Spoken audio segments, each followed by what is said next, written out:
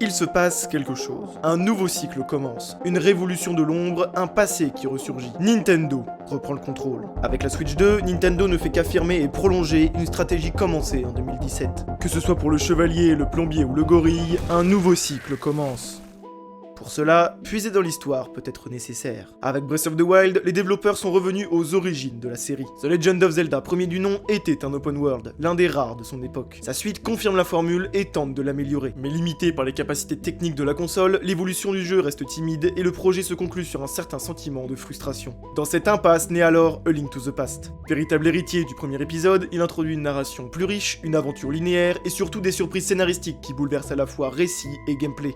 De nombreuses traditions de la saga y trouvent leur origine, les quarts de cœur, les objets uniques propres à chaque donjon et cette structure narrative propre à la série. Elle passe à la 3D en gardant ce même esprit. Si Hyrule a évolué entre Link to the Past et Ocarina of Time, les codes, la structure sont les mêmes. La série évolue et, au fond, seules les énigmes et la direction artistique se renouvellent, mais la forme générale, la structure des épisodes ne produisent plus de révolution. Les codes se répètent, la licence prend le chemin de l'épopée linéaire, valorise l'exploration mais ne réinvente plus ses règles. En parallèle, les joueurs se passionnent pour l'univers et réclament une chronologie cohérente reliant tous les épisodes. À l'origine indépendant, les jeux sont alors l'objet de nombreuses théories qui tentent de les réunir dans une même continuité. Nintendo, à la recherche d'un souffle nouveau pour la licence, saisit cette opportunité, c'est la naissance de Skyward Sword, pensé comme un préquel à la série, avec une nouvelle manière d'explorer le monde pour tenter de renouveler une formule devenue poussiéreuse. Pour l'accompagner, une chronologie officielle est publiée dans le livre Hyrule Historia. Mais mêlant marketing et classification officielle, la saga se retrouve enfermée dans ses propres codes. Prévu comme un remake de A Link to the Past, A Link Between Worlds devient finalement une nouvelle aventure. Le joueur y retrouve la liberté de choisir l'ordre des donjons, une première étape vers une nouvelle approche. La saga, en 2D, amorce déjà la transformation de toute la série. Puis Breath of the Wild se dévoile. Il porte en lui non seulement une révolution de l'industrie, mais aussi un nouveau cycle pour la série. Il revient à l'esprit initial de la licence et réinitialise ses codes. Il réinvente l'exploration par le décloisonnement.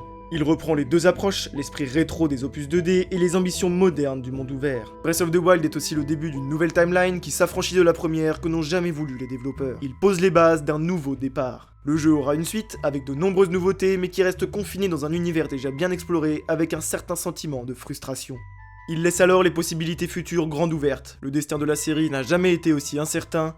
Le cycle recommence. Nintendo reprend le contrôle d'une licence qui risquait de se figer.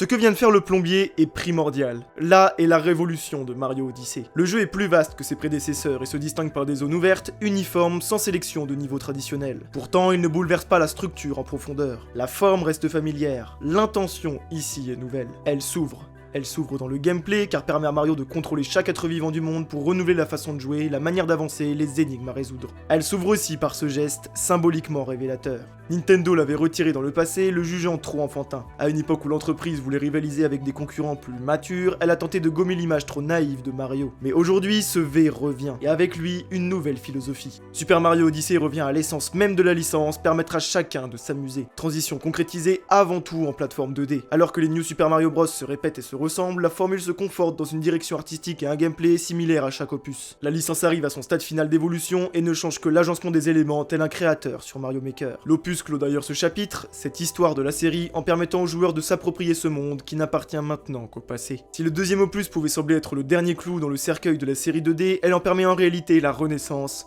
Un nouveau cycle recommence. Alors qu'il a été une révolution du jeu vidéo, qu'il en a presque sauvé l'industrie, Mario se paralysait dans le confort d'une direction artistique uniformisée, d'un gameplay suffisant, d'une structure facile à multiplier. Cette évolution est aussi celle de Miyamoto, qui en créant le personnage, visait un idéal aujourd'hui atteint qui n'a plus besoin d'innover en profondeur. Mario a trouvé sa routine. Alors ne sont rajoutés à chaque opus que des power-ups supplémentaires pour donner à Mario un nouveau costume, un nouveau pouvoir, une goutte d'eau dans l'océan du jeu. Cependant, de nouveaux développeurs arrivent aux manettes et la licence est célébrée pour enfin revenir à son esprit. Tout est revu jusqu'aux plus petits détails, mais sans retomber dans les travers de bannir à simple signe de la main.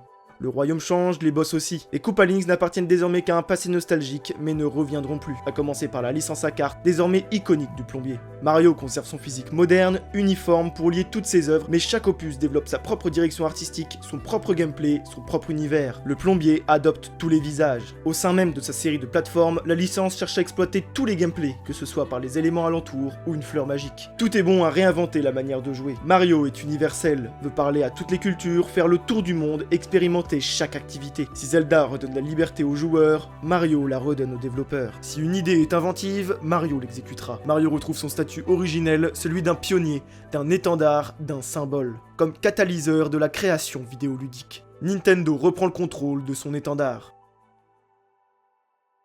Enfin, aux origines du plombier se trouvait un singe qui, paradoxalement, entérine une ultime fois cette nouvelle ère. Donkey Kong apparaît dans le jeu éponyme sur arcade, puis sera le héros de son jeu de plateforme en 3D stéréoscopique sur Super Nintendo.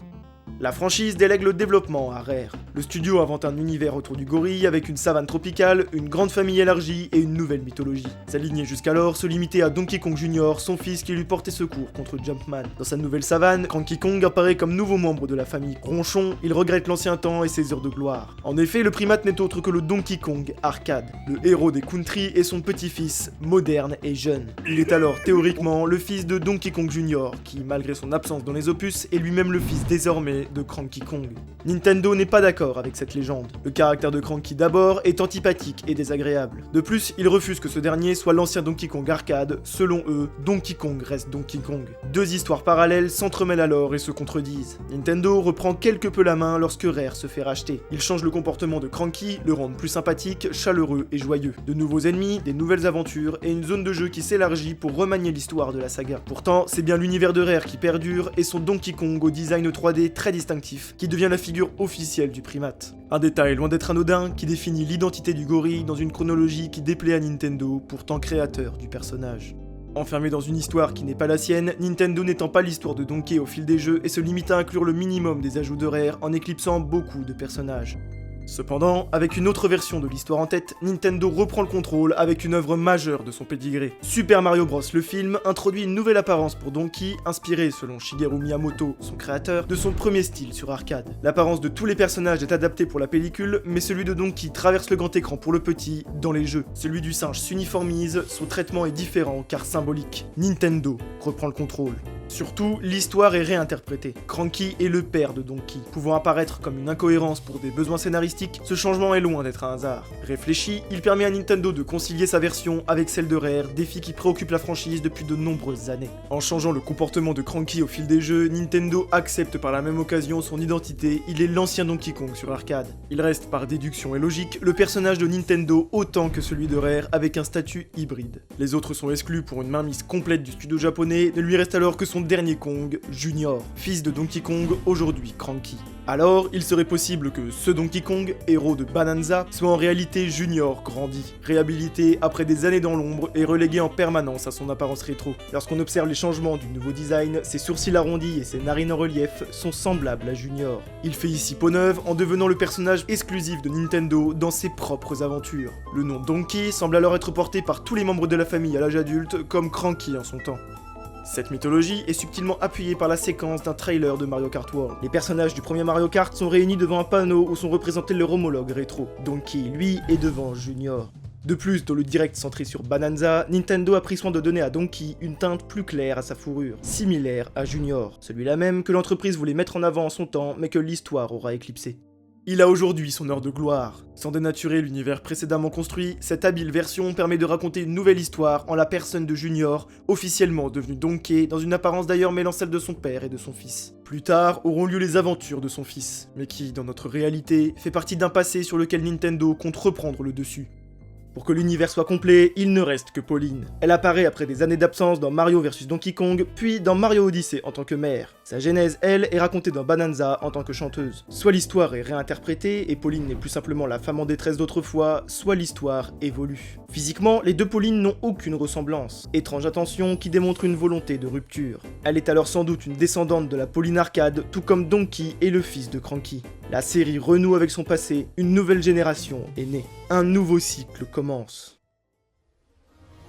Avec une nouvelle équipe, une nouvelle console et de nouveaux succès, Nintendo se réapproprie ses licences pour ouvrir une nouvelle voie. Après des échecs, des erreurs, un nouveau souffle était nécessaire. Que ce soit par une chronologie complète, un jeu créatif qui répertorie toutes les anciennes mécaniques, ou une nouvelle apparence distincte, Nintendo conclut un ancien monde qui s'enfermait, se perdait ou n'était plus en accord avec sa vision. La Switch 2 démontre cette volonté en améliorant la formule parfaite de hardware qui appuie plus que jamais cette nouvelle phase par son ergonomie, son succès et avant tout ses jeux.